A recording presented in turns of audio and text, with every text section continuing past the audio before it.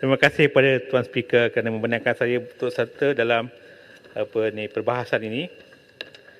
Sebelum saya mulakan perbahasan ini, izinkan saya membangkitkan isu ini.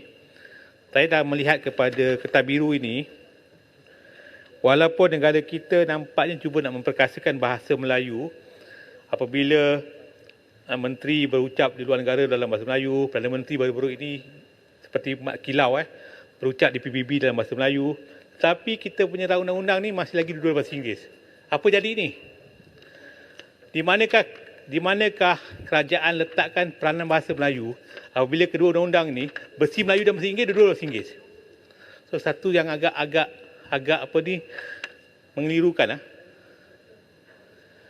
Patutnya satu bersih dalam bahasa Melayu, memang bahasa Melayu lah.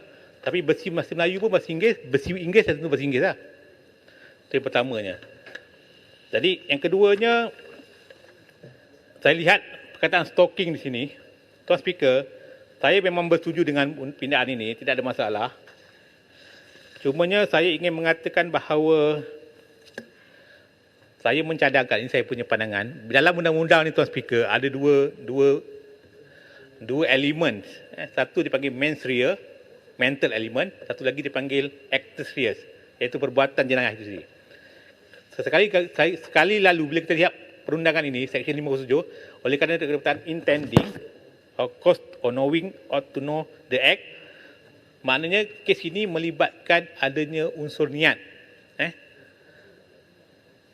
Dalam undang-undang, untuk makluman Tuan Speaker, certain kesalahan sepatutnya kita jadikan sebagai kesalahan strict liability, iaitu kesalahan yang lebih mudah untuk dibuktikan kerana tidak perlu membuktikan niat. So dalam kes ini, berdasarkan pengalaman saya sebagai peguam, bila ada perkataan intending dan sebagainya, ia akan mengakibatkan kadang-kadang kes mungkin banyak dilepaskan kerana kegagalan pihak pendakwa meletakkan perkataan itu dalam kertas pertuduhan. Sebab Tuan Speaker, kita ni patut, Tuan Speaker, bila kita bercakap undang-undang ni, jangan masa kita menang saja kita rasa undang-undang ni bagus. Tapi bila kita kalah, tak boleh terima. Seperti pernah berlaku lah, tahulah Tuan Speaker. Jadi saya rasa undang-undang ini, Tuan Speaker, kalau kita nak memastikan, memang undang-undang ni Tuan Speaker, hakim di mahkamah ni, dia memutuskan keputusan berdasarkan undang-undang. Tidak timbul hakim ini, bagi saya lah, bias dan sebagainya. Sebab baru-baru ini saya dapati ada kekeliruan. Sebagai contoh, apabila seorang hakim di Mahkamah Persekutuan menolak permohonan untuk kemukakan bukti baru atas alasan adanya 4 syarat yang perlu dipatuhi.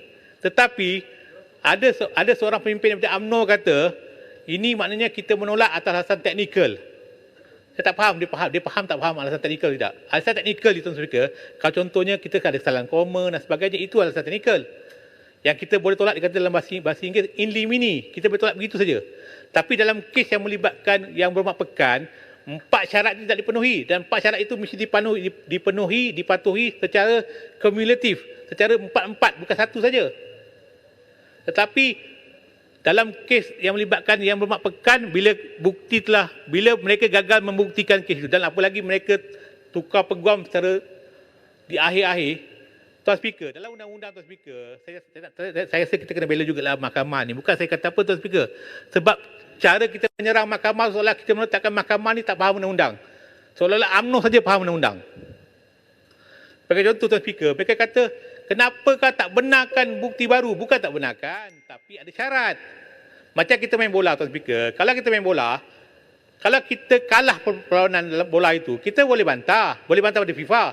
Tapi mesti ikut syarat. FIFA kata 4 syarat mesti ikut.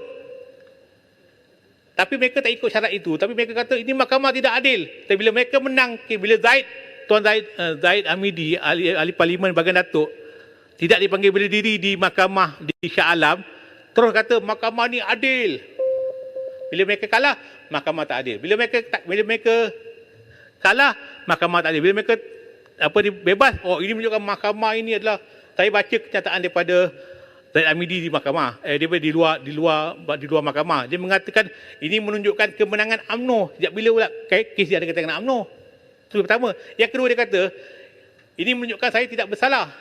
Tuan Speaker, dia kena betulkan itu. Di akhir kes pendakwa, bukan peranan mahkamah untuk menentukan kesalahan orang, tapi menentukan ada kes, ada sufficient evidence atau tidak. Bila mahkamah tidak panggil dia membela diri, bermakna tidak cukup evidence. Bila dia kata saya tak bersalah, adakah dia nak mengatakan bila dia dipanggil bela diri dalam 47 pertuduhan di Mahkamah Kuala Lumpur, bermakna dia bersalah? So kalau tak faham, diamlah, jangan cakap lah. Ini undang-undang. Jangan nampakkan kebodohan kita. Kadang-kadang kita kena sembunyikan kebodohan kita supaya orang tak tahu. Baik.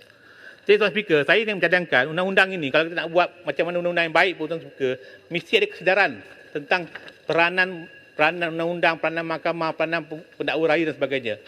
Yang akhirnya Tuan Speaker, saya mengharapkan undang-undang ini, kalau kita nak buat nanti supaya lebih efektif, saya mencadangkan Tuan Speaker, kalau boleh kita sebelum buat undang-undang ini Tuan Speaker, kita pastikan Tuan Speaker semua stakeholder telah pun mendapat kita telah menghubungi semua stakeholder.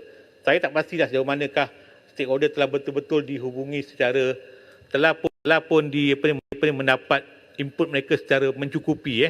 Saya akui Tuan Speaker, masa saya di Kepala Menteri Undang-Undang dulu, memang kita ada cadangan untuk membuat undang-undang ini, tapi kita merasakan ketika itu berkemungkinan belum mencukupi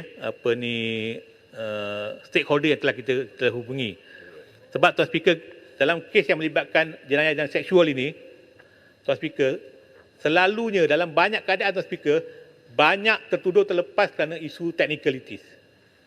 Sebagai contoh Tuan Speaker, pernah berlaku dalam Malaysia Tuan Speaker, pernah seorang yang dituduh kes rogol bawah umur, mereka walaupun ada evidence lain, tetapi kerana kesilapan tidak bawa surat beranak kerana untuk menunjukkan umur itu, akhirnya terlepas.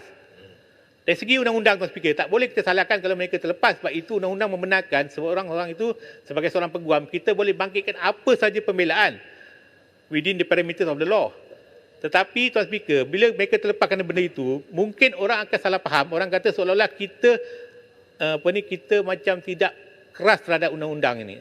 Sebab itu saya kata, sebelum kita buat undang-undang ini, perkataan-perkataan ini, saya tak pasti, saya tanya kepada kerajaan, kenapakah kerajaan tidak menjadikan kesalahan ini sebagai kesalahan strict liability, di mana tidak perlu kita buktikan mens rea.